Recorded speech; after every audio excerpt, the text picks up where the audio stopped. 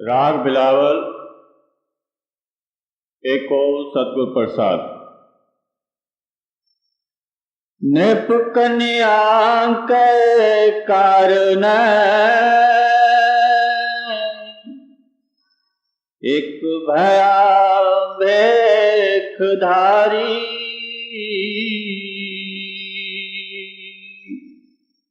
कामार्थी स्वार्थी वाकी पैज सवारी। यह बानी ग्रंथ साहिब से है और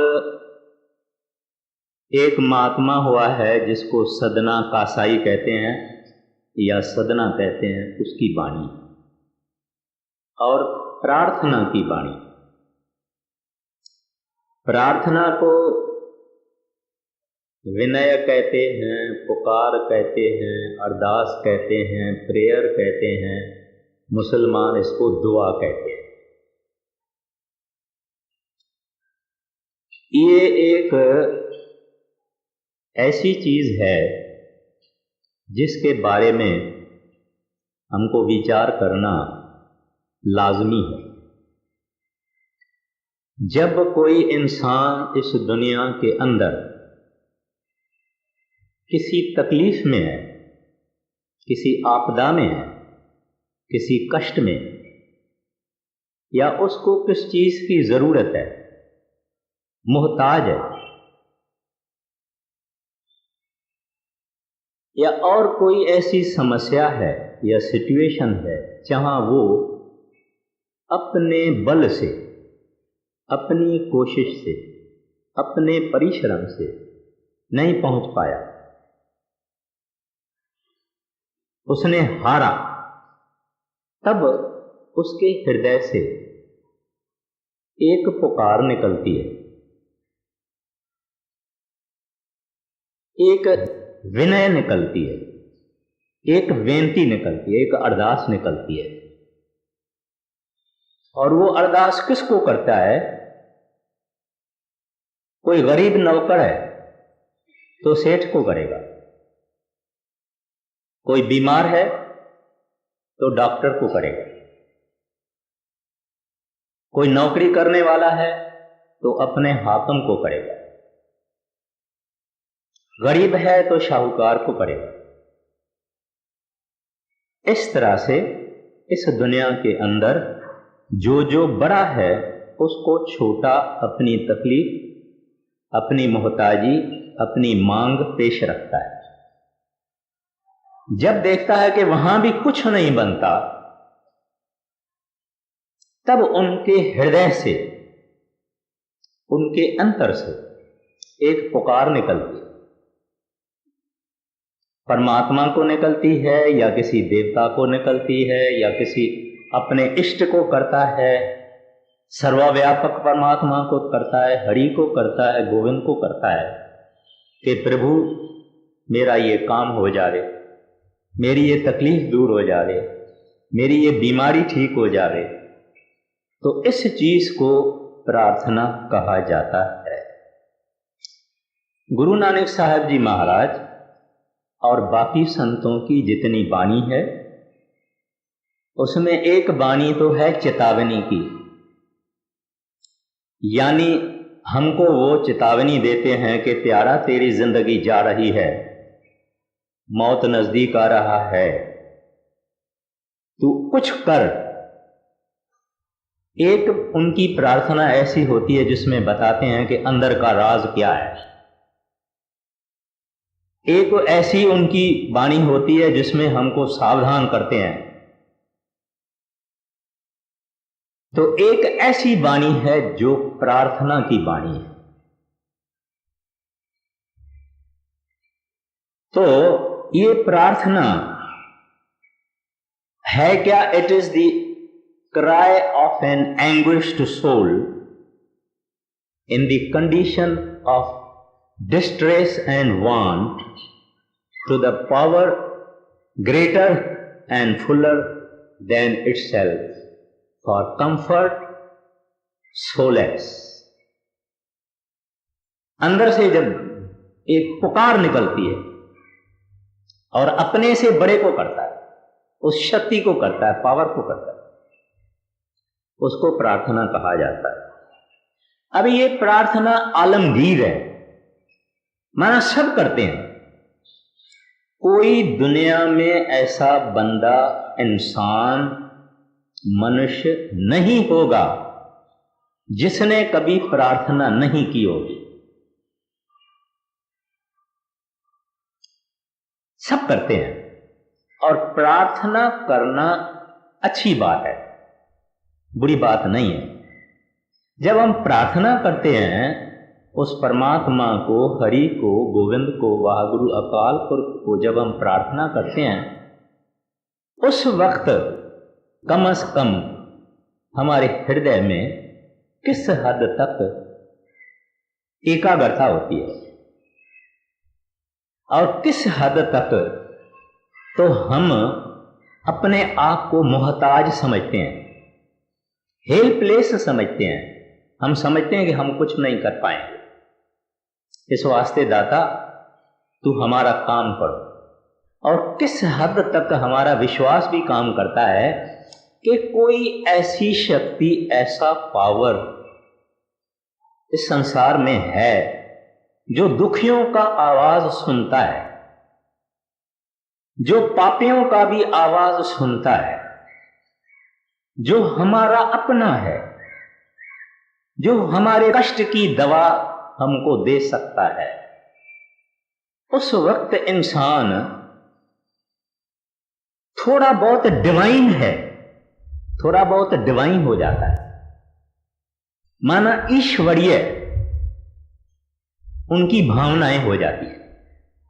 आम तरह से हमारी भावनाएं ईश्वरीय नहीं है, मायावी है।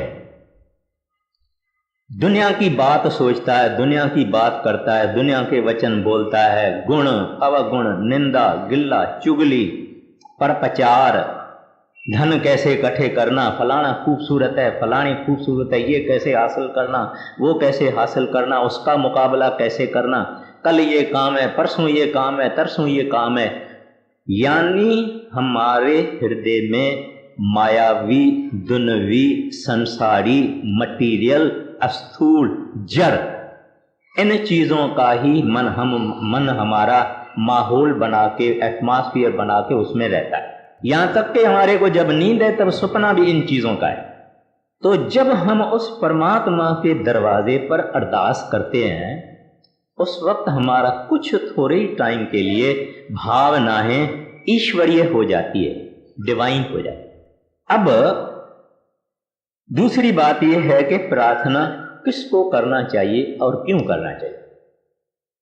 प्रार्थना कभी भी किसी बंदे को नहीं करना चाहिए, कि इंसान को नहीं करना चाहिए। एक छोटी सी कहानी है।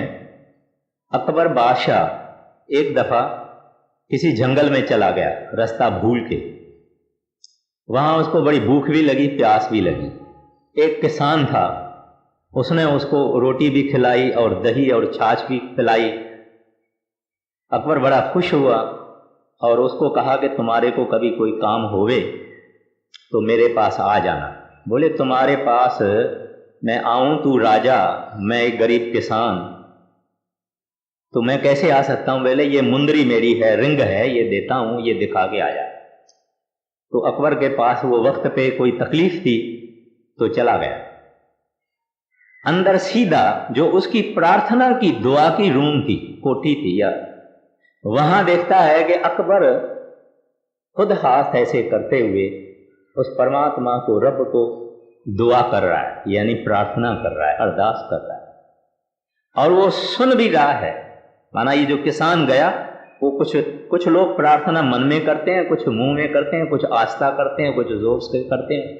तो उसने सुना कि वो कह रहा है, खुदा मेरी रैयत को खुश रखना, बरसात देना, धन होवे, आसूदगी होवे, खुशी होवे, कोई साथ वाला हमला ना करे।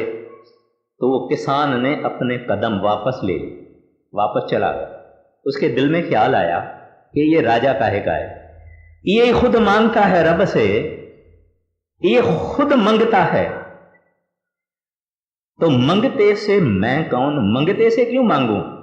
जिससे वो मांगता है वो मेरी भी मांग पूरी कर सकता है। इस वास्ते वो वापस आके घर में अपनी प्रार्थना की। तो इंसान को क्या दे सकता है? खुद वो मुफलिस है। तो वो जो रब, वो हरि, जो वाहगुरु अकाल पुरख सबका दाता है, जिसके भंडार भरे हुए हैं।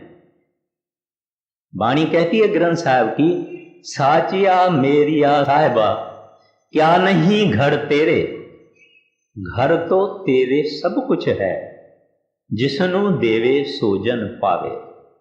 है प्रभु तेरे को क्या कमी है? हे वाहगुरु तेरे पास क्या कमी है? सब तेरे घर में सब कुछ है, लेकिन जिसनु तू देना चाहता है उसको देता है। तो इस वास्ते उस साहिब के घर में कोई कमी नहीं है। और अगर हमारी प्रार्थना हृदय से निकलनी भी चाहिए तो वो उस हरि को, गोविंद को, वाहगुरु को ही हमारी प्रार्थना होनी चाहिए। और क्यों करना चाहिए?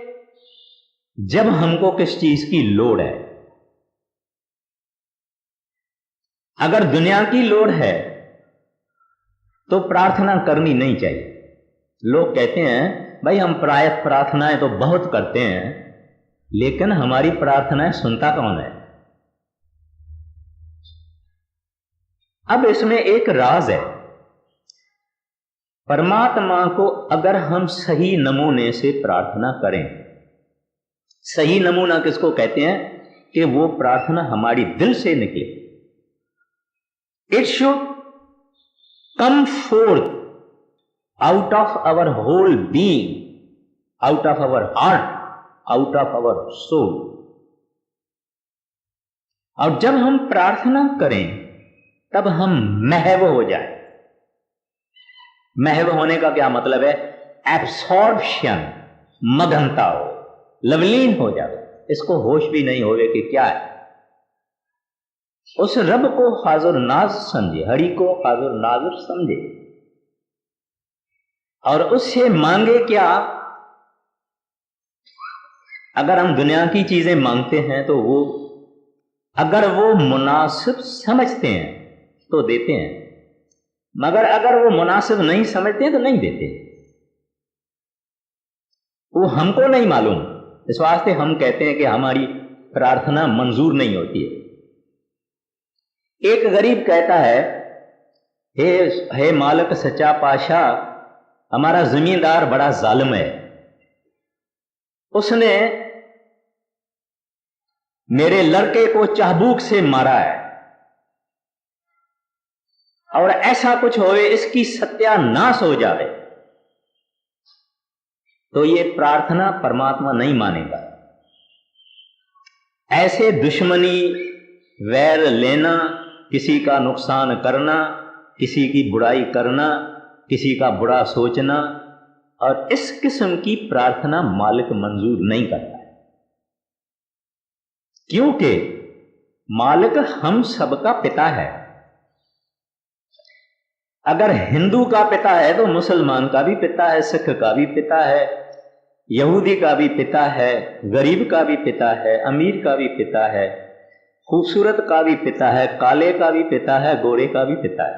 उसके बच्चे हैं हम सब, और सबको एक जैसा प्यार करता है। इस वास्ते वो हमारी कोई ऐसी बुरी मांग पूरी नहीं करता। लेकिन जब देखता है कि ये मेरे से आला चीज मांग रहा है, एक आदमी है वो परमात्मा को कहता है कि हे दाता, मैं आपसे पता नहीं क्या मांगूं, आप मुझे वो दे दो जो मेरे लिए अच्छा है। हमको पता नहीं है, कोई आदमी पुत्र मांगे तो क्या पता कि वो पुत्र ही बड़ा होके उसको मारे और पीटे। लड़की मांगे, उसको क्या पता कि वो लड़की उसके कुछ दुखों का कारण बन जावे। धन मांगे तो उस धन से उसको क्या पता कि किसी मुसीबतें और चिंता और फिक्र ये सब आ जाते हैं, उसको क्या पता? हमको पता नहीं कि हमारे लिए अच्छी चीज क्या है, नेक चीज क्या है, हमारा भला किस चीज में है, ये हमको नहीं पता, ये परमात्मा को पता है। तो आदर्श प्रार्थना ये है प्रभु को कहना कि हे साहब, हे प्रभु, हे वाहगुरु, मैं कोई चीज दुनिया से नहीं मांगता, दुनिया की चीज कोई नहीं मांगता। कबीर साहब जी महाराज अपने वाणी में कहते हैं, क्या मांगूं कुछ थिर न रहाई, देखत नैन चल्यो जग जाई।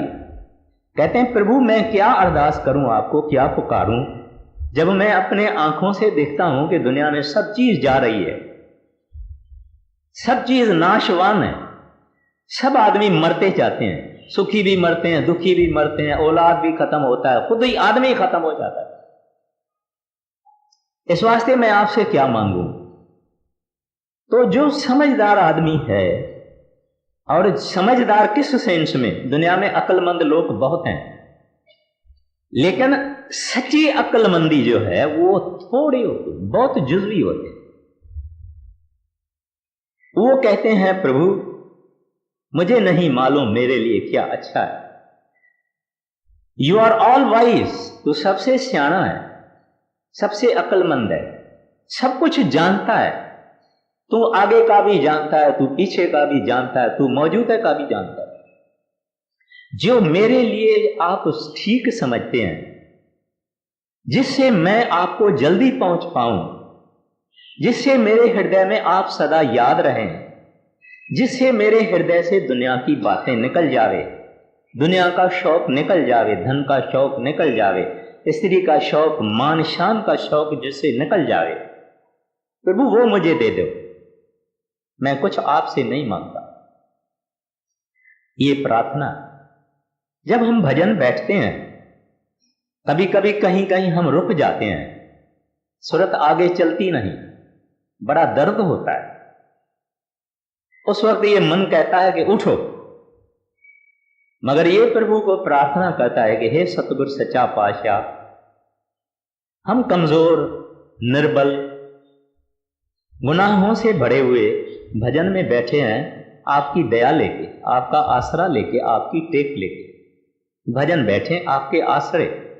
अब यहां ये रुकावट है, तेरे बगैर कौन उतारेगा, कौन इस हमारी रुकावट को दूर करेगा? और ये चिल्लाता है और रोता है। और जब इंसान सच्चा रोता है तो प्रभु जो है वो भी रोता है।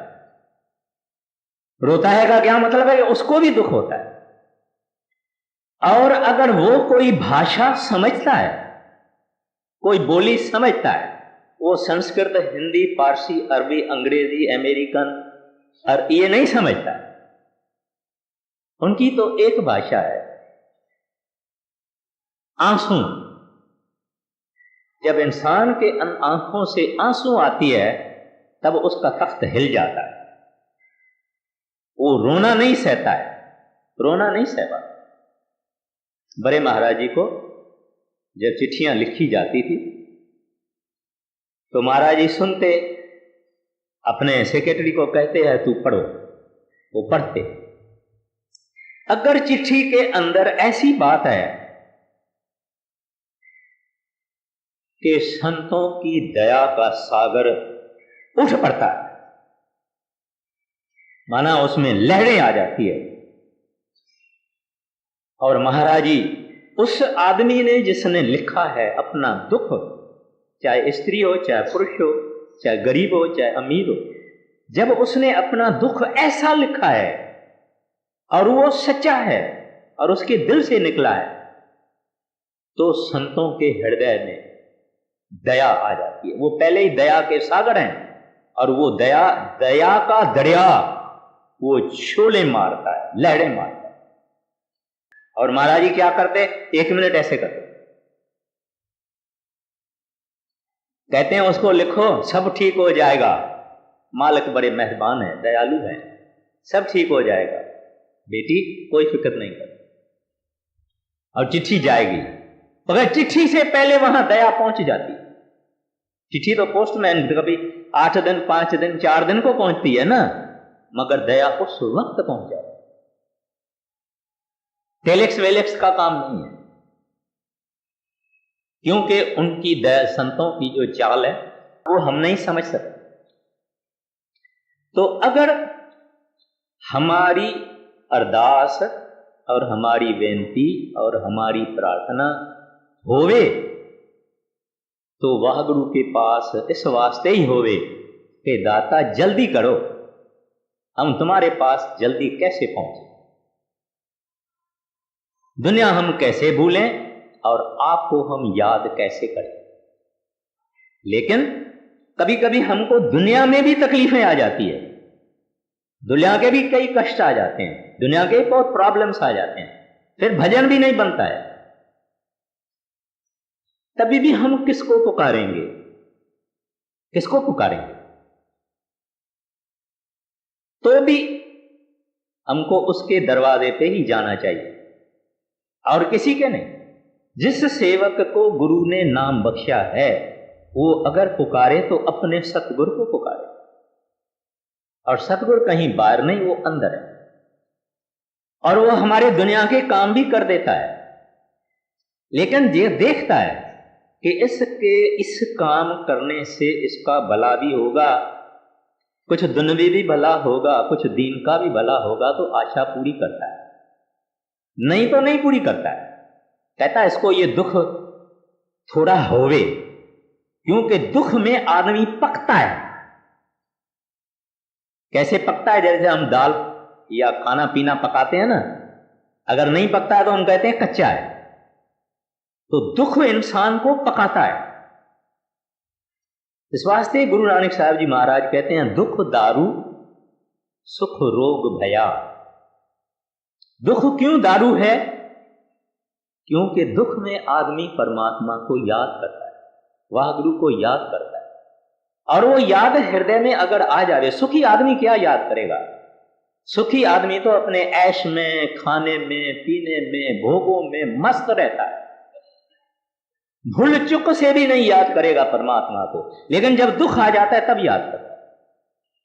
तो इस वास्ते अगर सतगुरु समझते हैं कि फलाने को दुख ठीक है, होवे इनको, जरा ये पके, तो दुख देते। मां अगर बच्चे को जुकाम है, गला खराब है, टॉन्सिलाइटिस हो गई है वगैरह वगैरह, और बच्चा आइसक्रीम मांगेगा तो मां देगी क्या? नहीं देगी। बच्चा खूब रोता है, बच्चा समझता है मेरी मां बड़ी सख्त है, मम्मी ठीक नहीं है। लेकिन मां को पता है कि इसका फायदा इस चीज में है, इस वास्ते उसको दवाई देती है डॉक्टर की, और वो दवाई कड़वी होएगी। बच्चा नहीं पिएगा तो उसको हाथ बांध के मुंह में चमचा डाल के भी डाला जाता है। लेकिन मां को पता है कि इस दवाई का, इस कड़वापन का फायदा है, मेरा बच्चा सेहतमंद हो जाएगा, तंदुरुस्त हो जाएगा, खुश हो जाएगा। तो इस वास्ते जब किसी को नाम मिला हुआ है, सच्चे सतगुरु ने नाम की बख्शिश की है, उसके जिंदगी में दुख भी कभी आ जाए तो उसको ये सोचना चाहिए कि मेरे भले के लिए होगा। प्रार्थना भली करें हम, लेकिन वो प्रार्थना हमारी सुनते हैं कि नहीं सुनते हैं? सुनते भी जरूर हैं, लेकिन वो हमारा काम हमारे मन के अनुसार करते हैं कि नहीं करते हैं, वो उसकी मर्जी है। ठीक समझेंगे करेंगे, ठीक नहीं समझेंगे नहीं करेंगे। कभी कभी वो प्रार्थना का काम हमारा एक हफ्ता बाद में हो जाता है। हम समझते हैं कि इंस्टेंट हो गए, आज का आज क्यों नहीं हुआ, अभी का अभी क्यों नहीं हो गया। नहीं, तभी वो समझते हैं कि 10 दिन के बाद इसका काम करेंगे। भली थोड़ा रोवे, प्रार्थना करे, सिमरन विमरन करे। हम तो सिमरन ही तभी करते हैं, सिमरन वरना कौन सिमरन करता है? कोई सूरवीर सिमरन करता है, नहीं तो दुख में हम सिमरन करें। दुख में सिमरन सब किया, सुख में किया न याद। कहता है भली करे 10 दिन 15 दिन ये सिमरन तो करे, याद तो करे, गुरु को हृदय में तो रखे, फिर जाके उसका काम पूरा करते हैं। लेकिन जो करते हैं वो सही है और वो ही ठीक है। तो इस वास्ते हमको कभी उदास नहीं होना चाहिए। लेकिन असल प्रार्थना यह है कि दाता बख्श बख्श, दया कर, बख्श, हमारे को रास्ता दे, हमारा काम आसान कर दे, मेहर कर दे।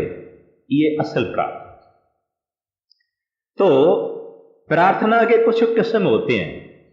एक जुबान से हम करते हैं, माना जुबानी प्रार्थना है। जैसे हम कहते हैं अपना सत्संग से पहले, सत्संग के बाद में हम प्रार्थना करते हैं, करूं वेनंती दुई कर जोरे, अर्ज सुनो राधा स्वामी मोड़े। अब इसकी आदत जब बन जाती है तो ये प्रार्थना मैकेनिकल है। हम ये 5-6 हजार जितने आदमी यहां बैठते हैं, तो कुछ लोगों का फकत मुंह चलता है, ख्याल कहीं और है, क्योंकि आदत पड़ गई है। तो हमारी प्रार्थना है वो हृदय से नहीं निकलती, अपने अंतर से नहीं निकलती है, मैकेनिकल हो गई है, बस जबान कहती जाती है, कहती जाती है। कभी कभी कुछ लोग उसका जो सुर है, जो मधुरता है, उससे खुश हो जाते हैं, लेकिन ख्याल कहीं और है, बैठा यहां है। प्रार्थना क्या है? प्रभु सच्चे पातशाह मालिक हरि गोविंद, मैं दोनों हाथ जोड़ता हूं आपके हाजिरी में।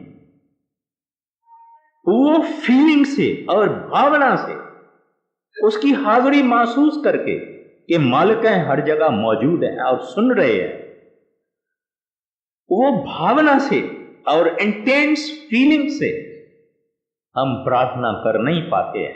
इस वास्ते बंदोबस्त करने वालों ने यह सोचा कि एक कहे, बाकी सब सुने और मन अपना लगाने की कोशिश करे। तो ये जो है, ये प्रार्थना कोरस प्रार्थना है, मास प्रेयर। इसका फायदा ज्यादा नहीं। जो इंडिविजुअल्स, कुछ खास इंसान, चाहे पुरुष, चाहे स्त्रियां, चाहे बहनें, चाहे बेटियां, उनका मन लगता है जरूर, मैं उनको नमस्कार करता हूं। वो इस भावना से प्रार्थना करते हैं, उसको याद करके कि हाथ जोड़ के प्रभु आपकी हाजिरी में बैठे हुए, करूं वेनंती दुई कर जोड़ी, अर्ज सुनो राधा स्वामी।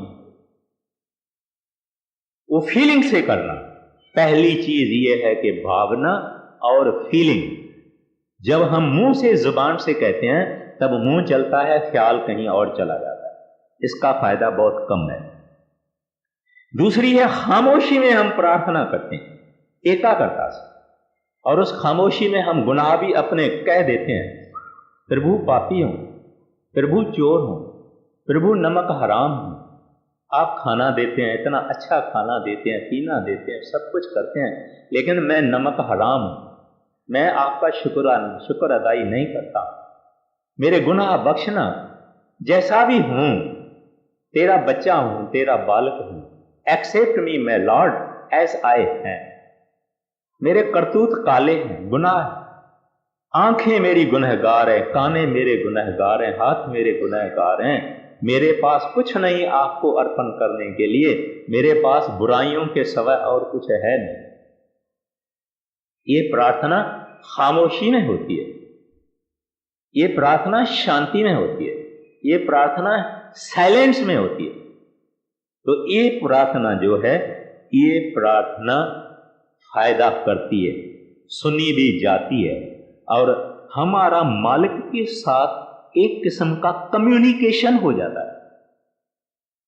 दुनिया में कभी कभी आंखों आंखों में कुछ लोगों का प्रेम हो जाता है, जानते भी नहीं, लेकिन आंख आंख को कह देती है, माना उधर से कम्युनिकेशन शुरू हो जाती है, दोस्ती हो जाती है, प्रेम हो जाता है, एक दूसरे को साक्षी मिल जाता है कि आप मुझे पसंद है, मैं आपको पसंद हूं, आप ठीक है, वो कहता है आप ठीक है, आप हमारे अपने जैसे लगते हैं, वो कहता है आप भी हमारे अपने जैसे लगते हैं। ये फकत आंखों से कम्युनिकेशन हो जाती है। ऐसे जब हम अंदर से और खामोशी में प्रार्थना करते हैं, तब प्रभु के साथ, हरि के साथ, सतगुरु के साथ हमारी कम्युनिकेशन शुरू हो जाती है और हृदय साफ हो जाता है, पवित्र होने लगता है, उसकी याद करके और फिर उस सेवक का और सिख का नाता एक दूसरे को नजदीक आते हैं। हालांकि प्रभु तो नजदीक है ही, लेकिन हम दूर हैं। वो इंसान महसूस करता है कि मैं उसके नजदीक आता हूं, और फिर उसको अंदर सतगुरु बताते हैं तू ये फलाना काम करता है, ये खोटा है, ये बुरा है, ये मत करना, इसका परिणाम खराब होगा, मैं तुमको सावधान करता हूं। फिर भी इंसान अपनी कमजोरी में करता है ये बुराइयां और खराबियां, कोई कोई संभालता है। मगर ये जो खामोशी की प्रार्थना है ये उस तक पहुंचती है। मगर उस प्रार्थना के सिवा एक और प्रार्थना, जो प्रार्थना जिसको हम कहते हैं मिस्टिकल प्रेयर, यानी हमारी मेडिटेशन, यानी भजन, यानी सिमरन, वो अच्छे से अच्छी प्रार्थना, और वो रब जरूर सुनता है और उससे हरि खुश होता है। तो परमात्मा खुश होता है जब कोई भी इंसान भजन बैठता है,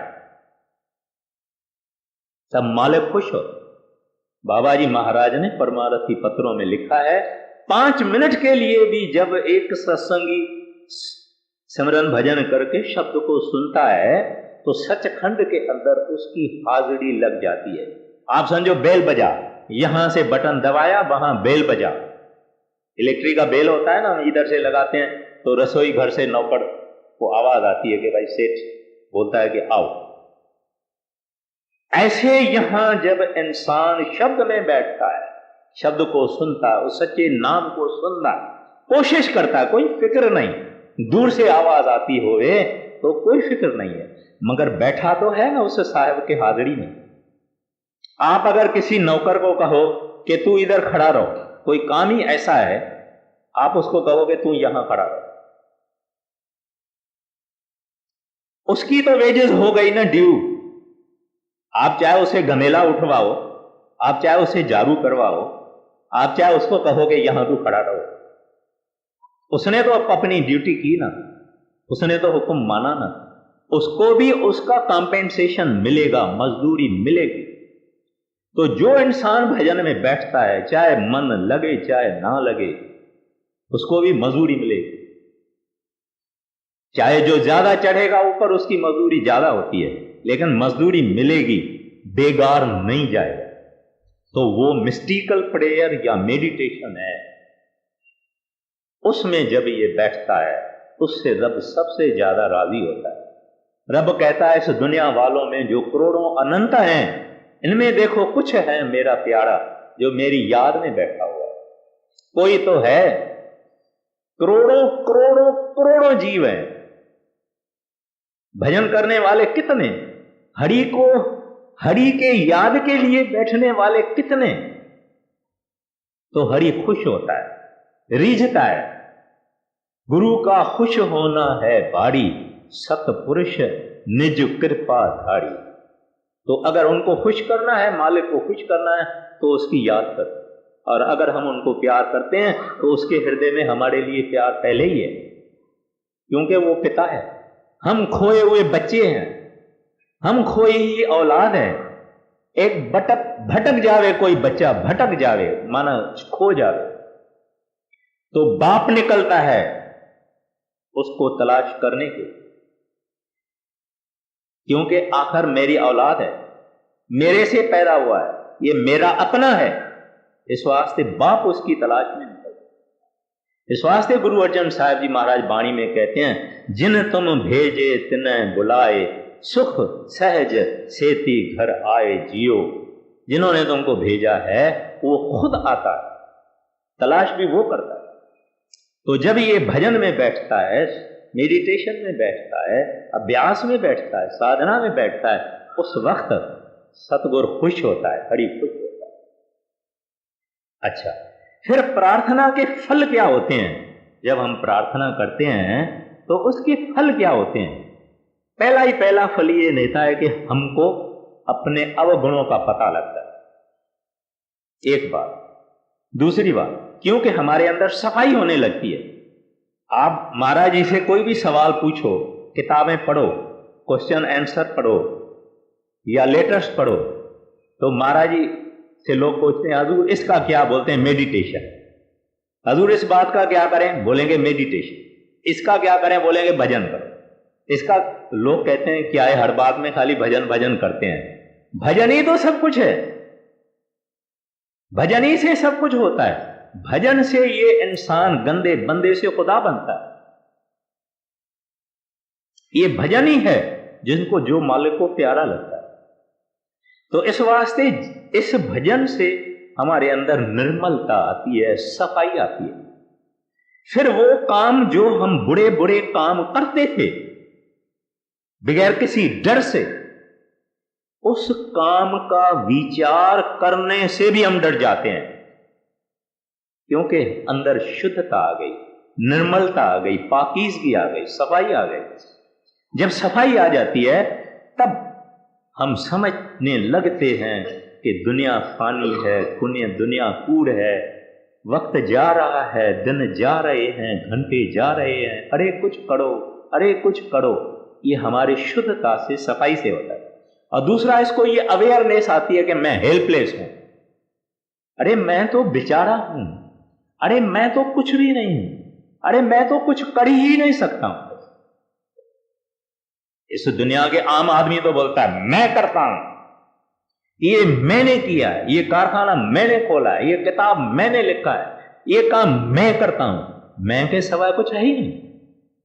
गुरु नानक साहब जी महाराज कहते हैं, हाँ मैं बिख पाए जगत उपाया, शब्द वसै बिख जाए।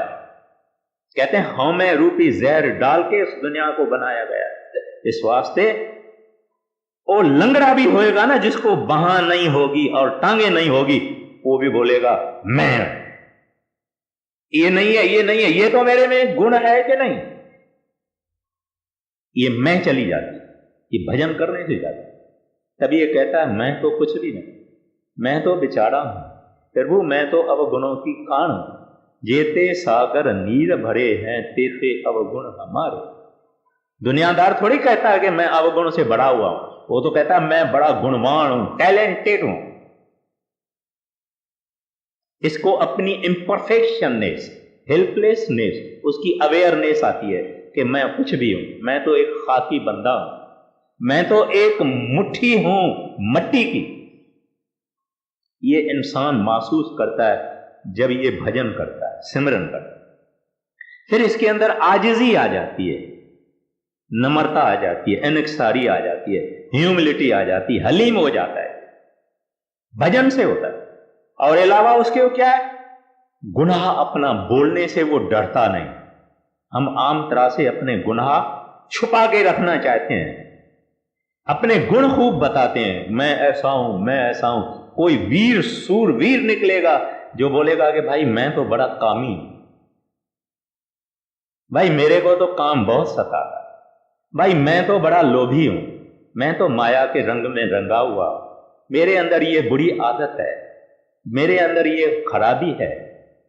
ये भजन करने वाला कह सकता है, दूसरे का काम नहीं है। दूसरा तो खाली अपनी गुण बताएगा, सफाइयां बताएगा, अपने अच्छी अच्छी बातें बताएगा। भजन करने वाला निम्रता रखेगा, बोलेगा मेरे पास कुछ और है ही सवाए इस चीजों। और फैक्ट यही है कि हमारे पास कुछ है नहीं। अगर शोभा बख्शी है तो उस रब ने, अगर अमीरी बख्शी है तो उस हरि ने, अगर तंदुरुस्ती बख्शी है तो उस परमेश्वर ने। जो कुछ हमको बख्शा हुआ है अच्छा उस साहिब ने बख्शा हुआ है। हमारे को अहंकार किस चीज का, ईगो किस चीज का? ईगो उस चीज का होवे जो हमारी अपनी होवे। सब बख्शिश उनकी है। इस वास्ते जब चाहता है छीन लेता है, जब चाहे छीन लेता है, आदमी बेचारा हो जाता है। इस वास्ते लेकिन ये एहसास, ये अवेयरनेस, ये रियलाइजेशन इस सिख को तब आती है जब ये भजन करता है, तो मालिक को याद करता है, तो उनको ही परमात्मा की हाजिरी महसूस होती है। हम क्या महसूस करते हैं? गालियां देना, निंदाएं करनी, बुराई करनी, चुगली करनी, बदनजर से दुनिया को देखना। मगर जो भजन करने वाला है वो महसूस करता है कि साहब बैठा है, सब देखता है। तो ये चीजें भजन करने से हमारे अंदर आ जाती है। तो अब विषय तो बड़ी है, इस वास्ते मैं वाणी लेता हूं। ये प्रार्थना के अंदर प्रार्थना है। ये वाणी महात्मा सदना कहता है। आप कहिए। निप कन्या के कारण एक पेख तारी, कामार्थी स्वार्थी वाकी पैज सवारी। अब महात्मा सदना परमात्मा को पुकार करता है कि है प्रभु, एक आदमी था, जो आदमी कामी था और स्वार्थी था। उस आदमी ने किसी ढंग से किसी राजा के लड़की से शादी किया और उसने देख किया था विष्णु भगवान का। ऐसे पापी और गुनहगार को अभी आपने लाज रखी, आप इस वास्ते मेरी भी लाज रख। अब इसके पीछे कहानी है, ये वाणी ग्रंथ साहब की है। एक दफे का जिक्र कहे कि राजा था, उस राजा को एक बहुत सुंदर कन्या थी और भोली भाली थी। वो विष्णु भगवान की परस्तिश करती थी, माना आराधना करती थी, पूजा करती थी। जैसे मीरा को ख्याल आया ना कि मैंने तो कृष्ण से शादी की, ऐसे उसने ये सोचा शादी करूंगी तो मैं विष्णु से करूं, भगवान से करूं। ऐसा उसने अपने अंदर में संकल्प रखा। एक दफे वो बालकनी पर खड़ी थी तो वहां एक सोना चांदी बनाने वाला जो कारीगर होता है, माना गोल्ड स्मिथ, यंग था, जवान था, वो गुजरा। उसने बालकनी में देखा कि ये तो अप्सरा है, राजा की लड़की है, लेकिन बहुत ही कुछ निराली इसकी खूबसूरती है। उसने अपने हृदय में फैसला किया शादी तो इससे करो। मां को जाके बोला कि मां, शादी करनी है तो इस राजा के कन्या से करनी है, नहीं तो नहीं कर।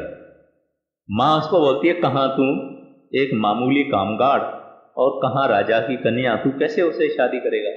बोलते नहीं तो कुंवारा रहूंगा, करूंगा इससे। तो उस मां को पता था कि ये लड़की के हृदय में ये ख्वाहिश थी कि क्योंकि वो राजाई घर के जेवर वेवर बनाते थे, तो उनको मालूम था कि ये लड़की कहती है कि शादी करूंगी तो भगवान से करूं। अब इस लड़के का ये ख्वाहिश थी कि करूंगा तो इससे करूंगा, तो इसने अपने हृदय के अंदर एक बात बना ली। अभी वो चतुर्भुज भगवान यानी 4 बाहों वाला भगवान, अभी वो कारीगर तो था, उसने क्या किया कि एक ऐसा अपना विष्णु जैसा रूप बनाया, बाहें बनाई, ड्रेस व्रेस सब जैसा भगवान पहनता है विष्णु, ऐसी बनाई। और एक रात जबकि चांदनी थी यानी पूरी रोशनी नहीं होती, एक रात उसके महल के ऊपर चढ़ गया और महल में जब वो कन्या खड़ी थी तो ये उसके दीवार पे 4 बाहों से आके खड़ा हो, और चांदनी थी और वो लड़की भोली थी। उसने देखा कि 4 बाहों वाला है, खूबसूरत है, मुकुट उसका सोने का है, सब उसकी ड्रेस व्रेस। उसने सोचा कि मेरी अंदर की ख्वाहिश पूरी हो गई।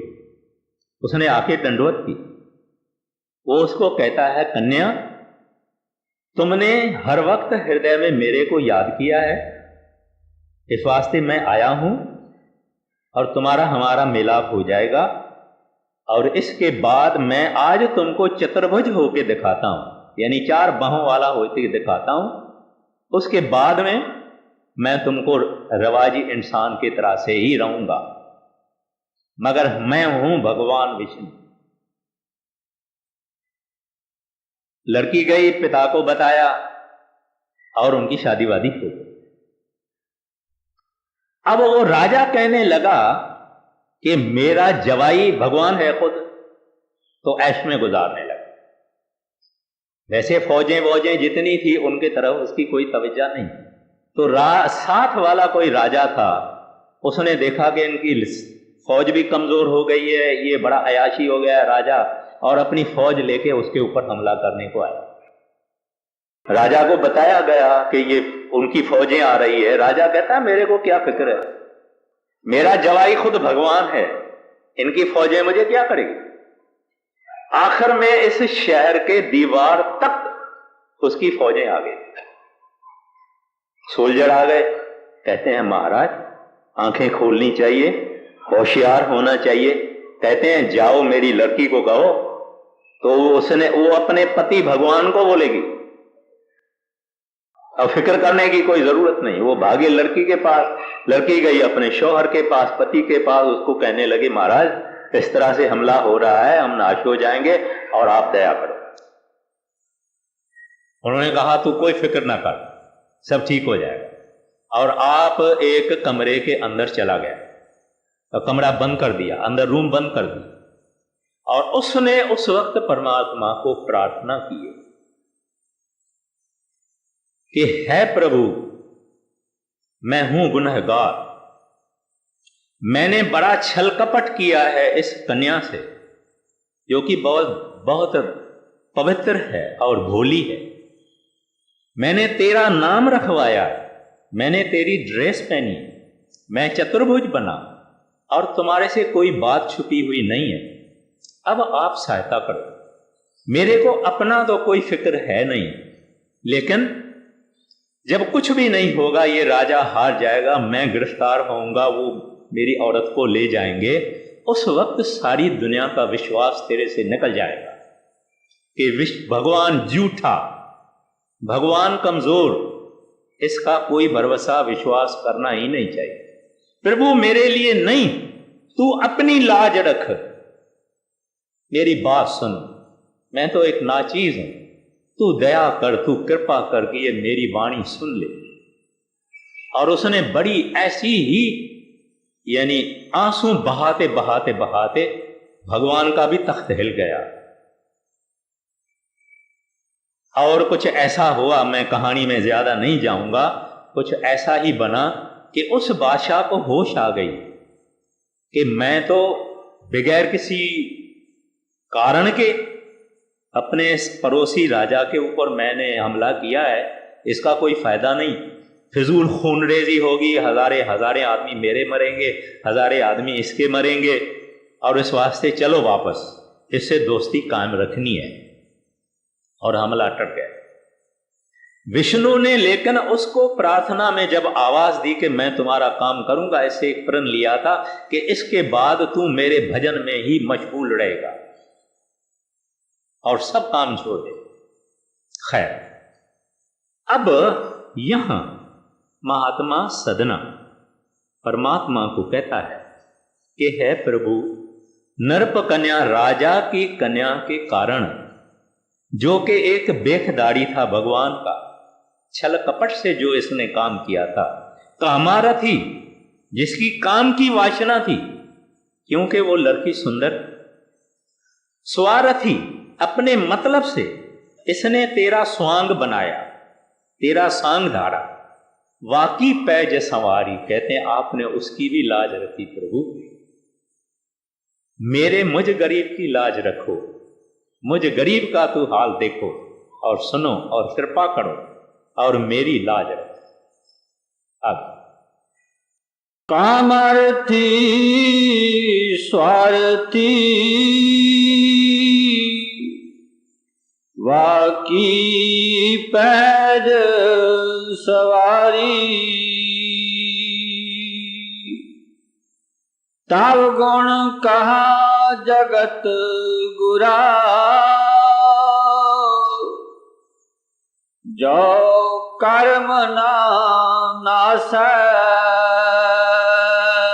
कहते हैं जगत के गुरु, हे वाह गुरु, सारी सृष्टि का मालिक, तुम्हारा कौन सा परोपकार हुआ? ऐ जगत का गुरु, अरे संसार सारे संसार का मालिक प्रभु वाह गुरु, तुम्हारा कौन सा परोपकार हुआ? अगर तू इंसान तुम्हारी शरण में आके उनके कर्म नाश नहीं होते हैं।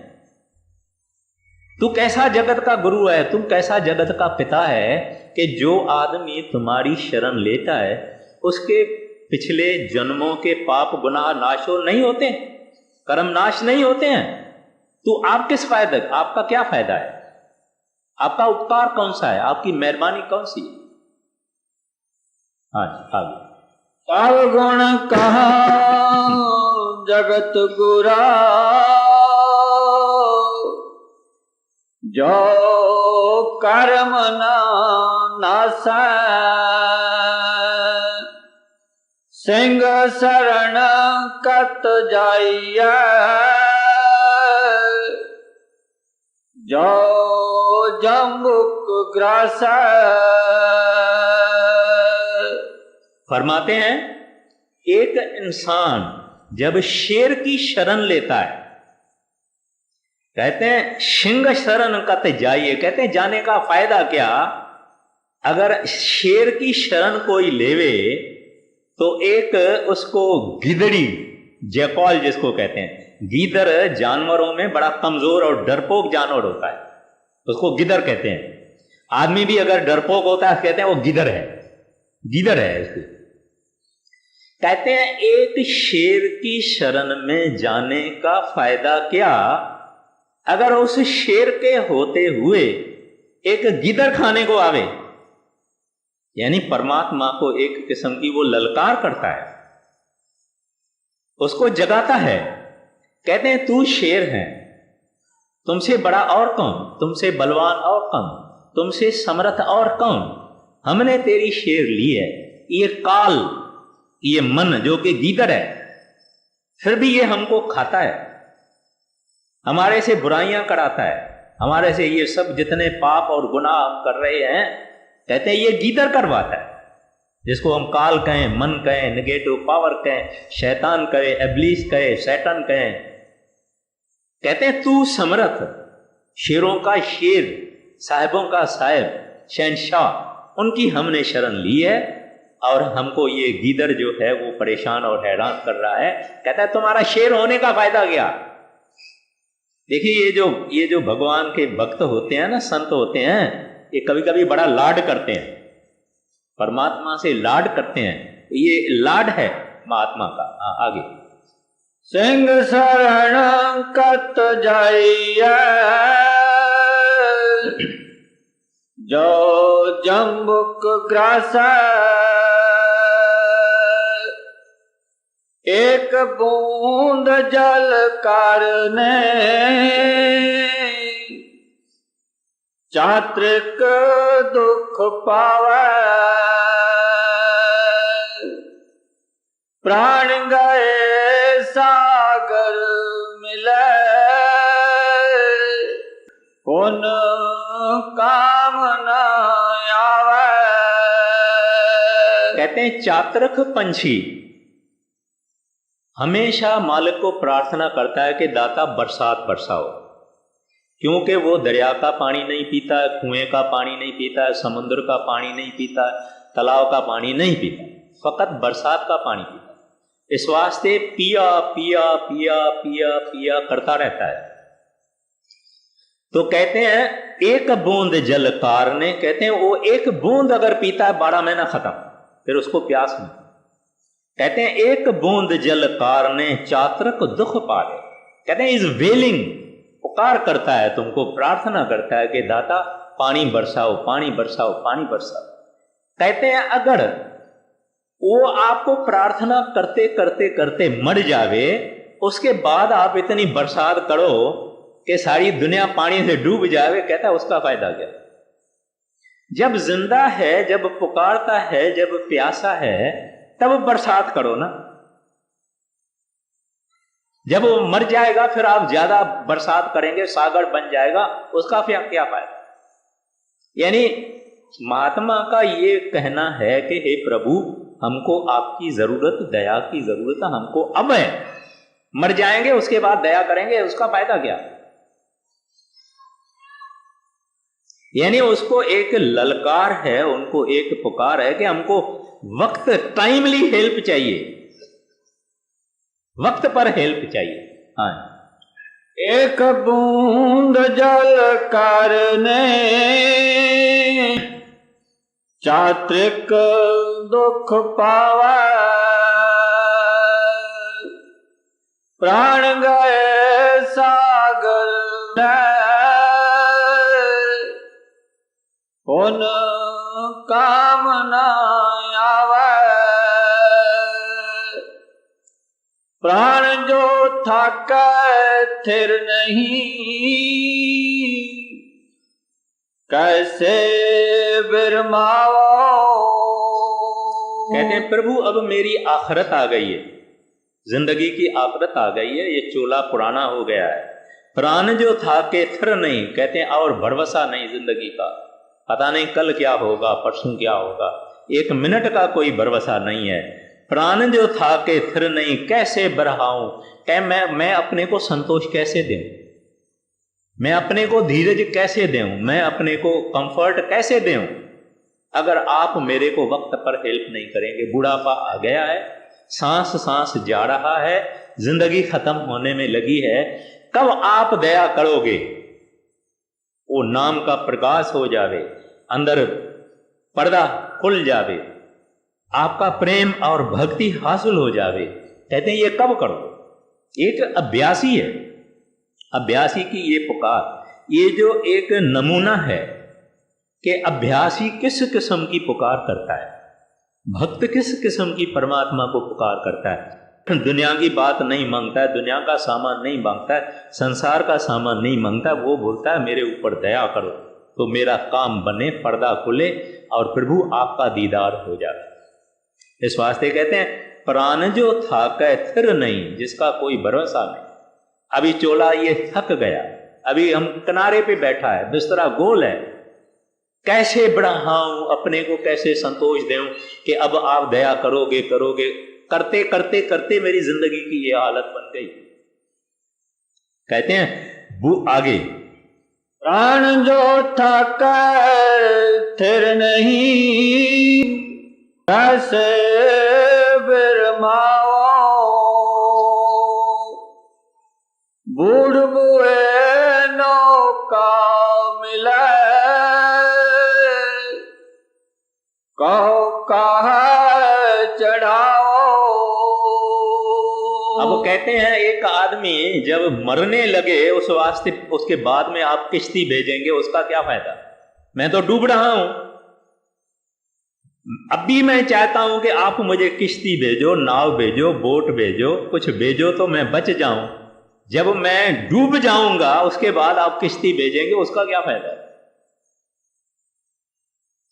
इस वास्ते आप दया करो, किश्ती भेजो तो इस भव सागर के, इस संसार के भव सागर से मैं पार हो जाऊं जब मैं जिंदा हूं।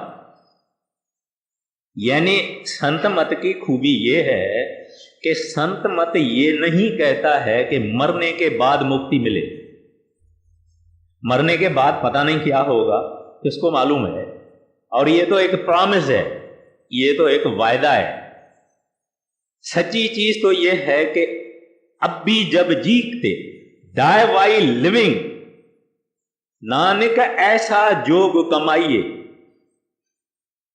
तो वो जोग ये है कि अब जब हम जीते हैं, खाते हैं, बीते हैं, ठीक हैं, तंदुरुस्त हैं, तब हम भजन करें, कमाई करें, मेडिटेशन करें और मालिक को अंदर प्रकाश करें। नहीं तो उधार है। अब लोग कहते हैं फलाना आदमी मरा मगर कुछ बोल के नहीं गया, फलाना सत्संगी मरा पर कुछ बोल के नहीं गया, लेकिन उनको नहीं याद करते हैं जो मरने से 10 दिन पहले, 11 दिन पहले, 12 दिन पहले, 8 दिन पहले, 1 महीना पहले भी बोल गए, उनको ये भूल जाते हैं। अब सतगुरु, जिसने पूरे सतगुरु ने किसी सेवक को नाम दिया है, उसके पास मरने के वक्त जरूर आते हैं। मैंने तो पहले अर्ज किया है कि नाम देने के वक्त संत सतगुरु इधर बैठ जाते हैं। इस वास्ते ग्रंथ साहब की वाणी कहती है, गुरु तेरे संग सदा है नाल। अब अगर इंसान ने भजन ही नहीं किया, मेडिटेशन ही नहीं की, तो उसको वो अंदर जाके सहारा देते हैं, लेकिन बाहर बोलने की इजाजत नहीं देते। अंदर जाके उसको सहारा मिलता है, लेकिन आते जरूर है। बड़े महाराज जी कहते थे गुरु अगर मरने के समय नहीं आए, वाणी कहती है धर्म राय अब क्या करे गो जब फाट्यो सगलो लेखा, संतन मों को पूंजी सौंपी उतरिया मन का धोखा, धर्म राय अब क्या करे गो जब फाट्यो सगलो लेखा। तो महाराज जी कहते थे अगर पूरा गुरु होवे और मरने के समय सुख के नहीं आवे, ऐसे गुरु को दूरों ही सलाम है। गुरु की बड़ी बात तो यह है कि मरने के समय सेवक की आके संभाल करे, लेकिन अगर सेवक भजन ही नहीं करे तो महाराज जी बोलते मैं आऊं या ना आऊं मेरी मर्जी है।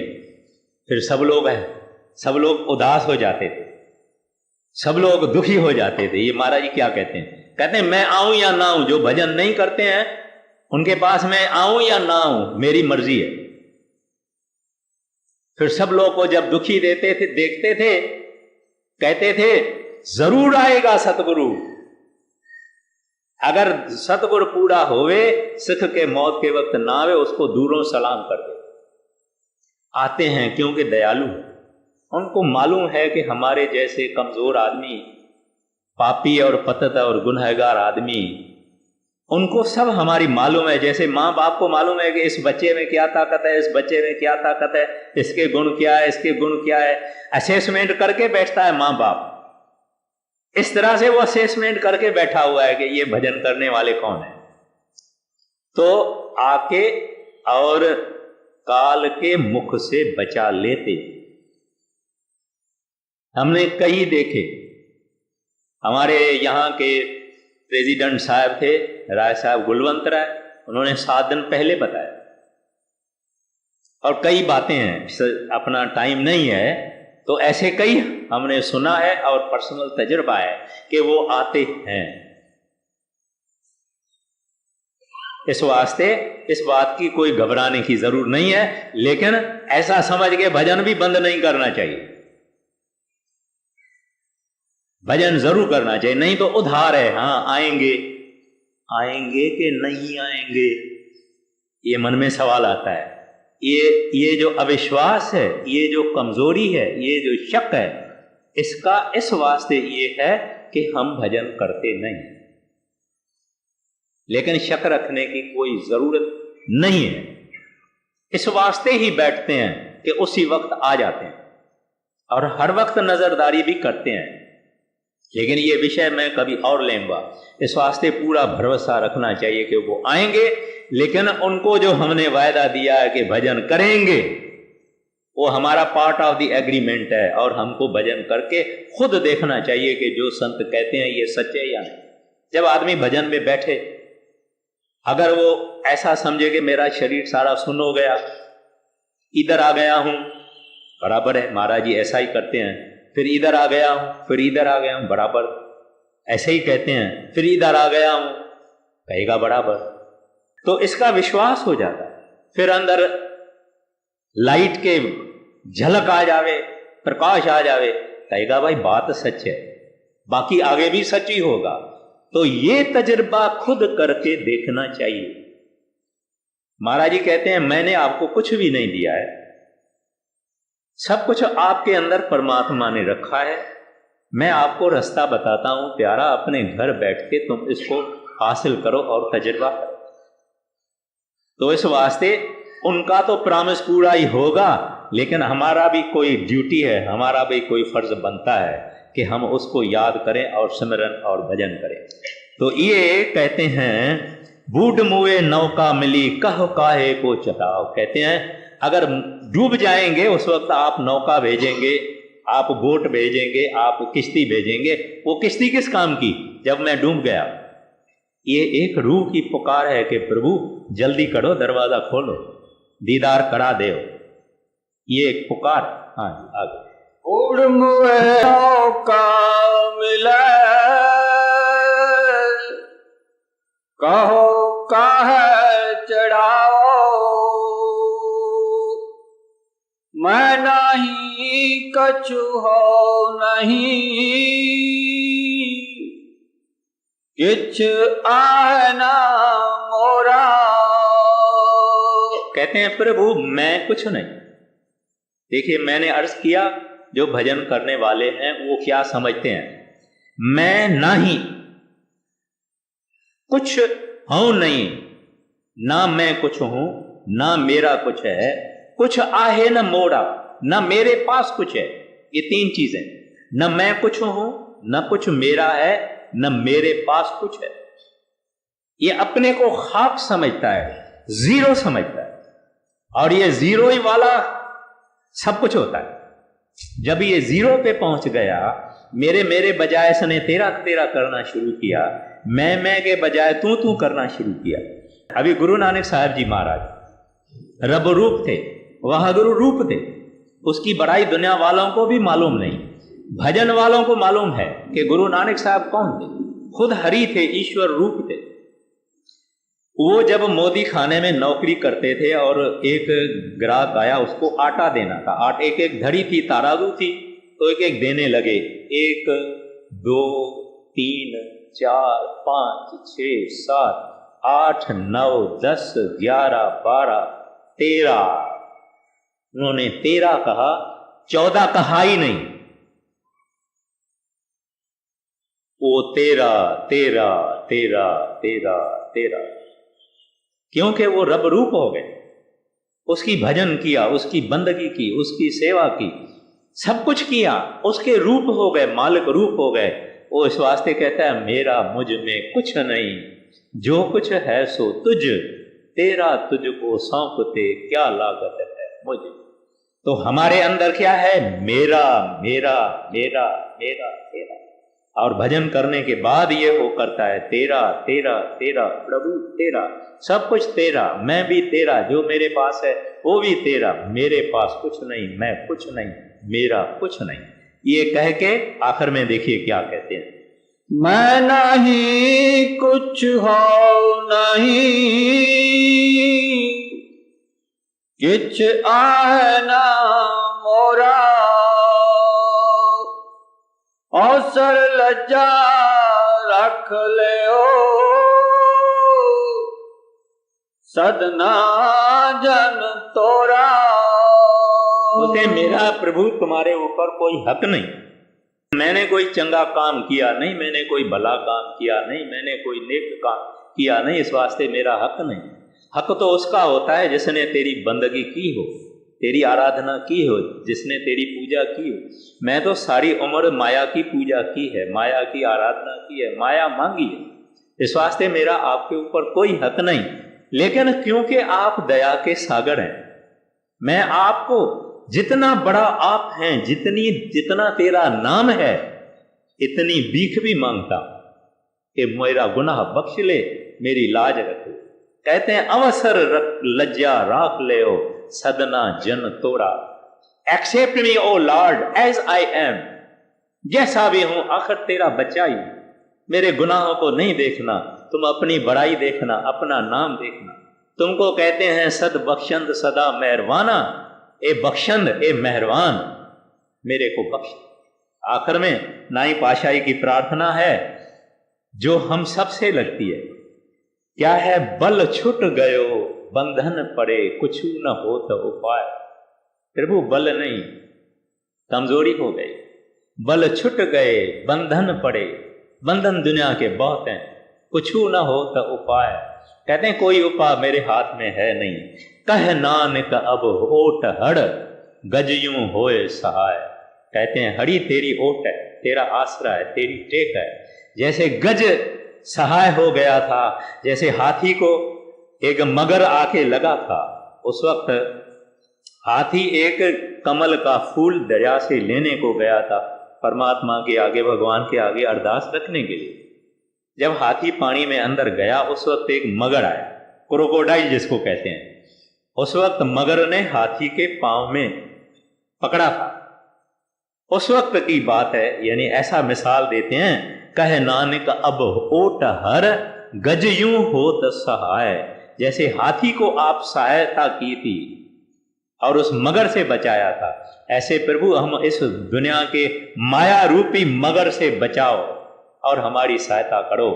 हमको अभी किश्ती दे दो कि हम इसमें बैठ के संसार सागर को पार कर ले।